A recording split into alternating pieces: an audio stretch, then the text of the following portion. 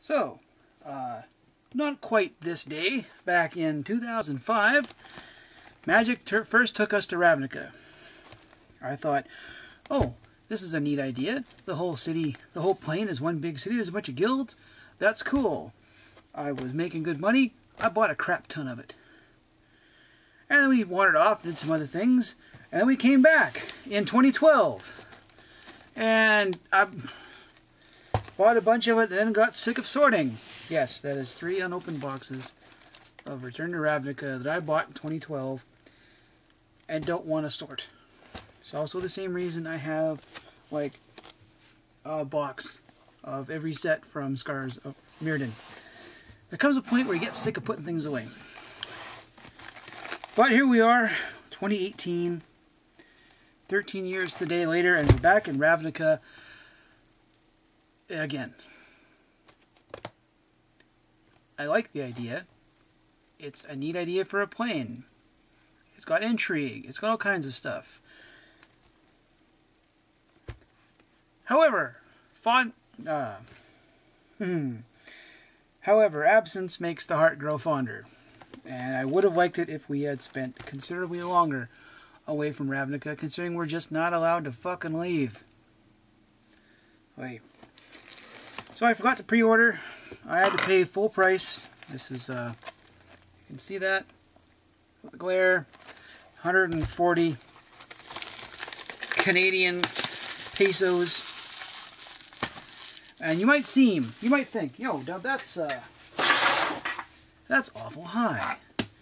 140 plus gouging screwing tax comes out to about $1.48, which is actually exactly what I would pay if I bought on Amazon.ca. Great prices. Also, because I forgot to pre-order, I didn't get a one of the bundle packs, one of these wonderful fat packs that I buy, one of every set, at least, just for, a lot of times for the boxes, sometimes for the land. I bought a lot of the World Wake ones, because I really, really like the lands. And you can say, well, Dub, you live within range of a Walmart, go buy one there. The bundle packs for these, $65 goddamn at Walmart. $6.50-ish a pack Canadian. 7 something for a box of for a pack of M19. Walmart is the most expensive place to buy any Magic at all in my area. If the one store that sells Magic would put out flyers, they would rapidly have no competition because Walmart would stop trying to keep up with them.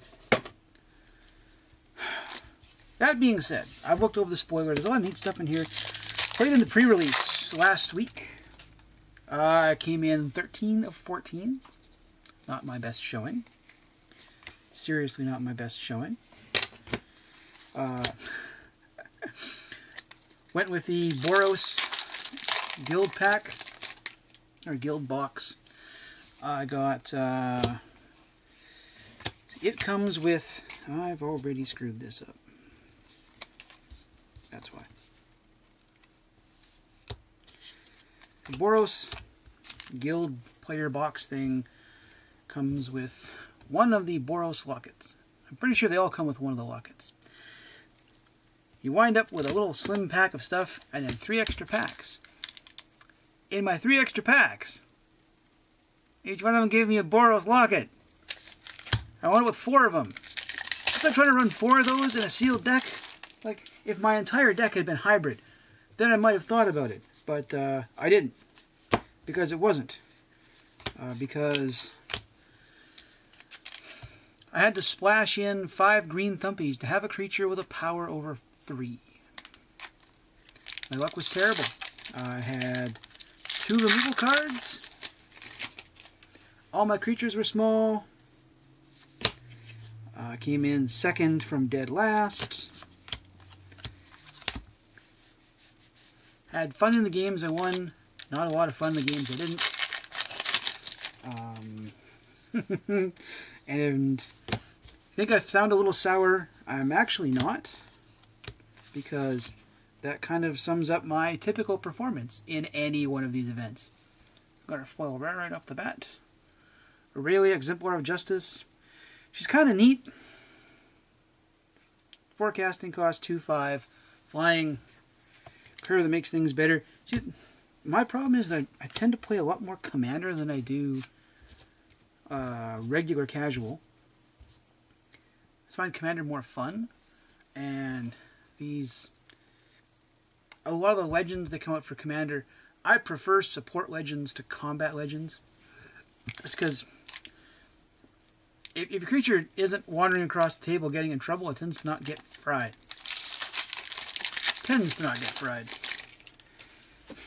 But to keep this video from being really, really long, got a tune, foil Guildgate, I'm going to speed this all up. I'll show you some of the highlights as I go. And at the end, we'll figure out whether or not I got completely hosed. I'll see you in probably about 3 minutes.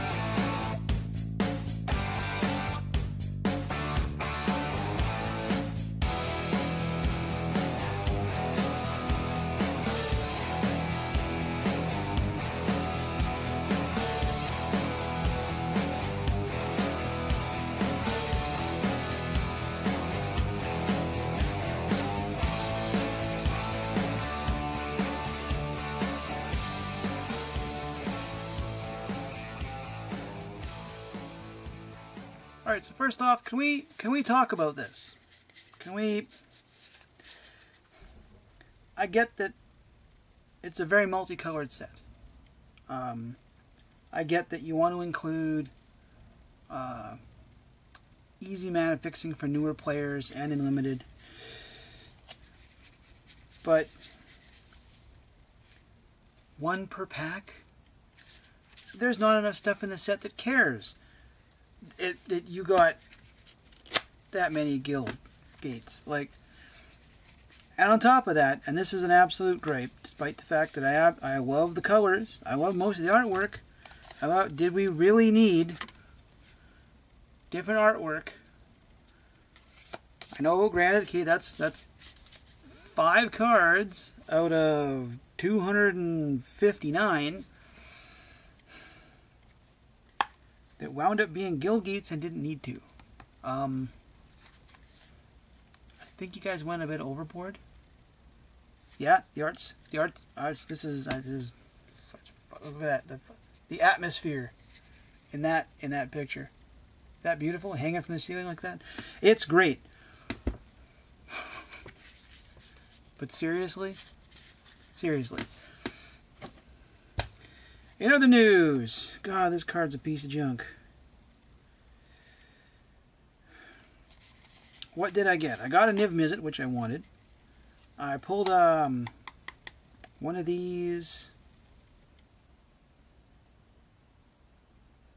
In one of the rares in the 3 packs I pulled for sealed was one of her, which was neat. Unfortunately, all my blue cards were junk.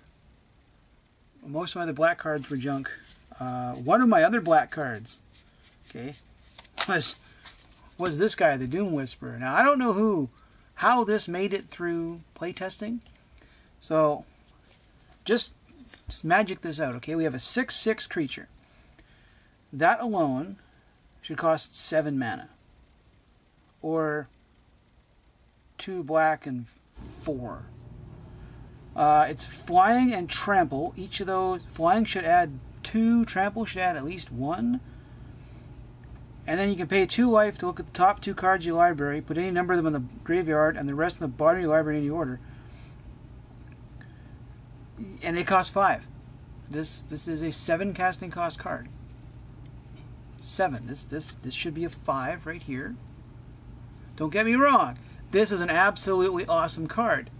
And I have a couple of decks that are really happy about this. Plus, it's also worth like 20 bucks on Star City. It's an awesome card. It seems like someone was asleep at the wheel.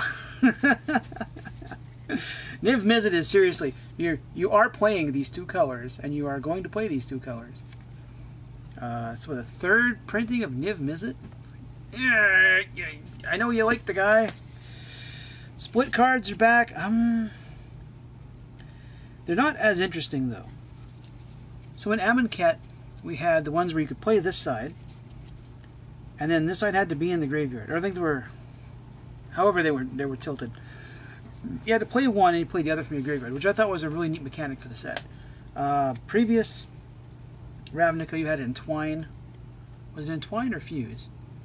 Whichever. You could play both of them at the same time, which was really cool. Now they're all in your blue-green deck.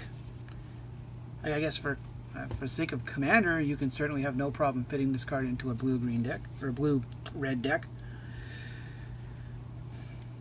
It just seems like they missed something in not allowing you to do something with both cards. Like they're both neat things. It seems like they could have did something we could play both of them. I'll just keep track of the Shocklands I got. This here, I'm not. Why is Selenesia making soldiers?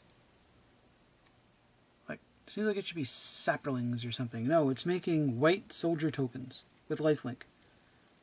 I mean, yeah, okay, it's an awesome card. 3 and X, get X soldiers, and you can convoke, so... And it's an instant, you can do it at the end of the turn.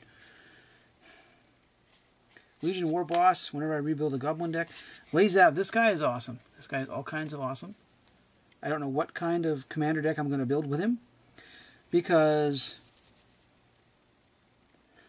while he's out, you can pay X to make him a copy of target creature card in your graveyard with converted mana cost X, except it's still Lazav and it still has this ability.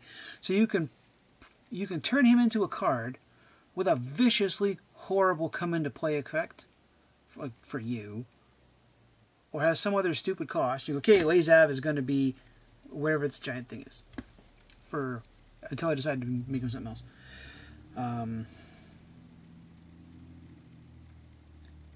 If it was any graveyard, that'd be really awesome. I would gladly accept him costing 2 more to be any graveyard, but at least I got 2 of them. Pretty happy.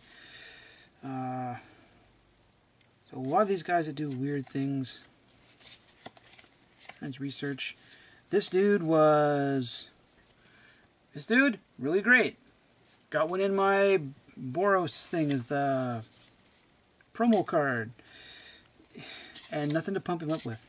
At all to pump him up with. It was terrible. Another Doom Whisperer. Sacred Foundry. Like, shouldn't you be making Saplings instead? This is a risky guy. This right here. Okay. This guy, 3 casting cost, 3/2 Zombie Knight. Whenever a non-token creature you control dies, he does 1 damage to you and you draw a card. I have a zombie deck that really wants this guy. Unfortunately, my zombie deck is shockingly short on ways to keep me from dying to my own cards. More split cards, bounty. Let's see here, we got. I do have a. What's their name? Sakashima the Imposter deck, where I get to copy things, but this is unfortunately, the problem with copy decks is they work really good provided your opponent is playing much better cards than you are. If your copy deck, my copy deck is entirely stuff that copies things. My deck is full of stuff that is useless to copy. Go figure that one out. I got a pair of Rals. That's cool. I didn't get a Vraska. That's unfortunate. I'll probably have to buy another box. A pair of Ionize. I don't like the rare counter spells. Like, I just don't. And then this here. Okay. How many of you remember Lobotomy? Remember it being a horribly mean card? It was a black, a blue, and 2. you had to look at someone's hand, remove all copies of a card from everywhere in their play stuff. This one is just choose a name. Like, okay, so they get to draw cards. Who cares? Search target opponent's graveyard, hand, and library for up to 4 cards with the same name and exile them. That player shuffles their library, then draws a card for each card exiled from their hand this way. So once you know what the guy's playing, you go, Unmoored Ego for a card you haven't played yet. Oh, it's not in your hand. I'll get rid of whatever important thing is to your win condition, and you get to just suck on it. Another Lazav, another Vindicator, another Doom Whisperer. I'm so happy with that. This Assassin's Trophy is probably going to go into my cube. I'm not sure. I have a cube for Swiss-style duels, and I want to build a cube for multiplayer. I'm not sure which one this fits in. Like, it's a neat card. It's a great card. I've no argument. This is a really good card. And I only got the one, which kind of sucks. But now I have to figure out what to do with it. Another Ionize. One of them. Another Reaper. This Hatchery Spider, which is going to go in my Spider Commander deck whenever I get around to building it. Bunch of junk. Another Row. Drown Secrets. Ugh. So this was one of the other rares I got in my predominantly red-white pool. Whenever you cast a blue spell, something happens. I had 9 blue cards. They all sucked. Every one of them. I think I had a jump Radical Idea. And then some blue creature that's surveilled. Oh, it was terrible. Like, yeah, okay, if I built a straight blue deck, mill the crap out of people. Cyclops, another one of them. This card would be kind of okay. Okay, yes, it costs 5, and it's a sorcery. Return up to 3 target multicolored cards from graveyard to your hand. Exile this. The exile part I have a problem with. When I play, my graveyard is things I should be able to get back over and over and over again. But things that exile themselves do not endear themselves to me at all. So we get an even spread of these. 1 extra Overgrown Tomb. Out of 2 boxes. That's I think that's about average. I maybe should have got one more. We're gonna get a foil one? Hang on, let's see. Junk. Citywide Bust as a foil. Now I will trade that off to somebody. It's kind of terrible. I love the fact that the artwork for Direct Current is a pair of Tesla coils. Bounty Hunter Agent. That's a words. Gilgate and Aurelia. Nope. I thought I got a foil one. I didn't. The Aurelia I'll keep because it's a legend, and I only got the one of it, so I'll have to keep that. Those will all go in the trade binder. What do I think in terms of play value? Well, anytime they come out with sets that are heavy in multicolor, I tend to like them because I build multicolor decks. Typically not allied, usually enemy colors. So there's a few enemy colors in here.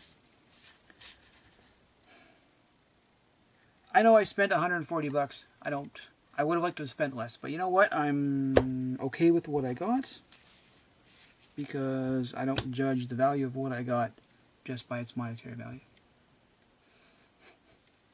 Probably buy another box, maybe a paycheck or so from now, provided I can find a place that maybe it costs a little less. Actually, I'll have to because my LGS does. They held on to 2 boxes. That's all I had. Anyway, I've rambled on enough. I should have done something else productive with my day, but I didn't. I sat here and bored you.